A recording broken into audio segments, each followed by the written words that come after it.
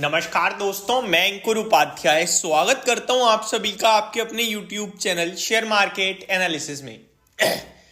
Paytm का share Thursday और Friday 20% के लोअर सर्किट लगाने के बाद मंडे के ट्रेडिंग सेशन में क्या और गिरेगा या फिर आएगा रिबाउंड, बाउंस बैक, और आपको क्या डिसीजन लेना चाहिए, इस समय सबसे बड़ा सवाल यही है। और ट्रस्ट मी, इसका जवाब कोई भी नहीं दे पाएगा।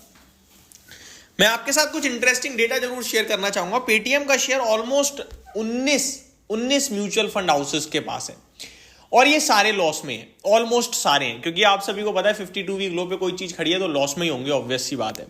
मैं आप सभी के साथ सारे के सारे म्यूचुअल फंड्स का डेटा आपके साथ डिस्कस कर रहा हूं और ट्रस्ट में, अगर आप में से किसी के पास भी ये फंड है ना, म्यूचुअल फंड, तो आप लॉस में नहीं होगे, क्योंकि यही तो एक सबसे बढ़िया फायदा है म्यूचुअल फंड में निवेश करने का कि उनका एक्सपोजर इतना होता है कि कोई कंपनी चली भी गई ना तो कुछ फर्क नहीं पड़ता।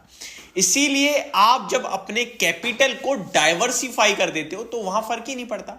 इक्विटी मार्केट में भी आप किसी कंपनी को 5% से ज्यादा वैल्यू मत दो। मैक्सिमम टिकट साइज, जो मैक्सिमम होल्डिंग साइज होना चाहिए किसी पर्टिकुलर कंपनी में, वो 5% है। इस हिसाब से आप अपनी पोर्टफोलियो में 20 कंपनी ऐड कर सकते हो, क्योंकि 100 रुपए में 5% के हिसाब से 20 कंपनी ही आएंगी। आप नोटिस करोगे कि अगर कोई कंपनी पूरी बर्बाद हो गई ना, खत्म हो गई, डीलिस्ट हो गई, सारा पैसा लेके भाग गई, तो भी आपकी पोर्टफोलियो पे फर्क नहीं पड़ेगा। लेकिन ये हर व्यक्ति कर नहीं पाता है, क्योंकि यहां पे ना रिस्क तो ऑलमोस्ट हमने कवर कर दी, जीरो कर दी, लेकिन रिवॉर्ड के चांसेस भी घट जाते हैं। लेकिन जब हम बात करते हैं किसी म्यूचुअल फंड्स की, या जब हम बात करते हैं कोई ऐसा व्यक्ति जो दूसरे का फंड मैनेज कर रहा है, वो हमेशा रिस्क को ध्यान में रखते हुए करता है। जब हम अपनी पर्सनली, जब हम खुद अपना पैसा मार्केट में लगाते हैं तो हम हायर रिटर्न्स और हायर रिस्क लेने चले जाते हैं।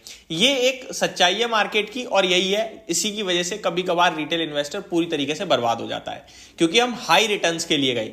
लेकिन जब हम किसी और बंदे को पैसा दे रहे हैं ना अपना, वो बंदा आपके पैसे की रिस्क नहीं ले सकता, क्योंकि फिर उसे जवाब देना है। केवल आपको नहीं, सेबी को भी जवाब देना है, सबको जवाब देना है, और जितने इन्वेस्टर्स हैं उन सबको जवाब देना है कि आपके पास हमने निवेश किया था तो पैसा बर्बाद कैसे हो सकता है। तो वो बंदा आपकी कैपेसिटी, रिस्क कैपेसिटी को जीरो करने के लिए डाइवर्सिफाई करता है। अब एग्जांपल से समझते हैं। पहले तो मैं आपको यह बताना चाहता हूं कि कल पेटीएम का शेयर 20% नहीं टूटेगा, क्योंकि सर्किट ही फिल्टर चेंज हो गया है। जो 20% का सर्किट फिल्टर था अभी बदलकर 10% का रह गया है, यानी कि आप जो शेयर का प्राइस है वो मैक्सिमम 10% ऊपर जा सकता है और मैक्सिमम ही 10% नीचे जा सकता है, इससे ज्यादा नहीं होगा। अब पेटीएम की बात करता हूं। सबसे पहले मैं आपको बताना चाहूंगा, यहां पे बहुत सारे फंड हाउसेस हैं। मेरे एसेट लार्ज कैप फंड की बात की जाए तो दिसंबर के डेटा के हिसाब से इनकी होल्डिंग पेटीएम में 1.1% की थी, वैल्यू करती है 430 करोड़ रुपए, जो कि अभी लगभग नेगेटिव ही चल रही है। सेम मेरे एसेट फोकस्ड फंड में भी इन्होंने पोजीशन बना रखी है। मेरे एसेट फोकस्ड फंड ने भी पेटीएम में पोजीशन बना रखी है, और यहां पे होल्डिंग जो है 2.9% की है। पेटीएम के शेयर में नहीं, ये फंड हाउस का जो है उसमें से कितना कैपिटल एलोकेशन है उसकी बात चल रही है। नेक्स्ट, क्वांट के मिड कैप फंड की भी इसमें होल्डिंग्स है लगभग 3.2% की, जो वैल्यू करता है 133 करोड़ रुपए। Nippon India large cap fund लगभग 0.6% होल्ड करता है, 127 करोड़ की वैल्यू है। मेरे एसेट ELSS टैक्स सेवर भी है, जो निवेश करता है पेटीएम में, और इनके पास 0.5% है। लेकिन आपने इन पांचों में से कहीं भी पैसा लगा रखा है ना, आपकी पोर्टफोलियो पे फर्क नहीं पड़ने वाला, क्योंकि है ही कितना, आधा परसेंट, 1%, इसमें क्या होता है। इसीलिए म्यूचुअल फंड सही है और सेफ भी है अगर आप लॉन्ग टर्म की बात करते हो तो। और अगर आप SIP स्टार्ट करना चाहते हो तो डिस्क्रिप्शन में आपको Z फंड का लिंक मिल जाता है, जिसके माध्यम से आप SIP स्टार्ट कर सकते हो। सबसे अच्छी बात यह है कि यहां आपको ऑफर मिलता है डेली SIP का, जो मार्केट को ज्यादा कवर कर सकता है, और मात्र 100 रुपए से आप अपनी SIP स्टार्ट कर सकते हो।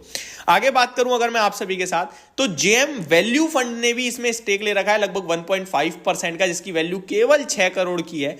महिंद्रा मेन्यूलाइफ टैक्स सेवर फंड की भी इन पे होल्डिंग है, लगभग 9 करोड़ रुपए की है। बजाज फिनसर्व फ्लेक्सी कैप लगभग 0.6% होल्ड करता है, इसकी वैल्यू केवल 13% है। HDFC large and mid cap की वैल्यू भी है लगभग 0.1% केवल इन्वेस्ट किया हुआ है इन्होंने तो, और 14 करोड़ की वैल्यू है। महिंद्रा मेन्यूलाइफ फ्लेक्सी कैम फंड भी इसमें निवेश करता है, 1.2% का स्टेक है, 14 करोड़ की वैल्यू है।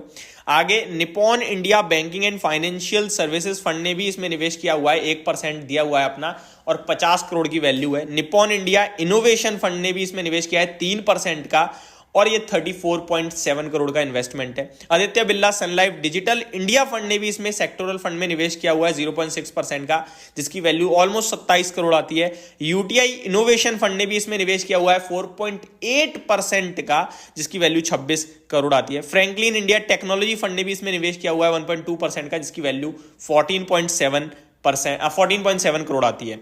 साथ ही साथ Aditya Birla SLESG innovation strategy fund thematic fund जो है उसने भी निवेश किया हुआ है, केवल 0.2% है, इसकी वैल्यू 2 करोड़ है। और इस तरीके से बहुत सारे फंड हैं जिन्होंने पेटीएम में निवेश करा है, बट इनने कुछ बिगड़ा नहीं है, आराम से बने हुए हैं। अब सवाल ये है कि भैया हम क्या करें, हम और आप क्या कर सकते हैं। अभी तो इसका डिसीजन बहुत ही मुश्किल है, एक प्रॉब्लम में फंसा हुआ है ये और बहुत बड़ा झटका दिया है। देखते हैं कहाँ जाके सेटल होता है, क्योंकि मूवमेंट तो बड़ी है। अब जब नीचे से ऊपर आएगा तो भी 10-5% ही ऊपर कूदेगा सीधे, ऐसा नहीं है धीरे धीरे आएगा, नहीं ऊपर भी तेज कूदेगा। बट अभी तो मेरे को लग रहा है ये समय ले लेगा, 3 महीने तो ले लेगा। रेंज उठा पटक भले ही होगी, उठा पटक के बाद सेटल होगा, उस सेटल के बाद ही कहीं ना कहीं फ्रेश मूड बनाना चाहिए एवरेज और बाइंग के लिए। अभी अपडेट ये है कि फ्राइडे को ओपन मार्केट से मॉर्गन स्टैनली ने लगभग 400 करोड़ की इसमें 277 करोड़ आई थिंक बाइंग करी है।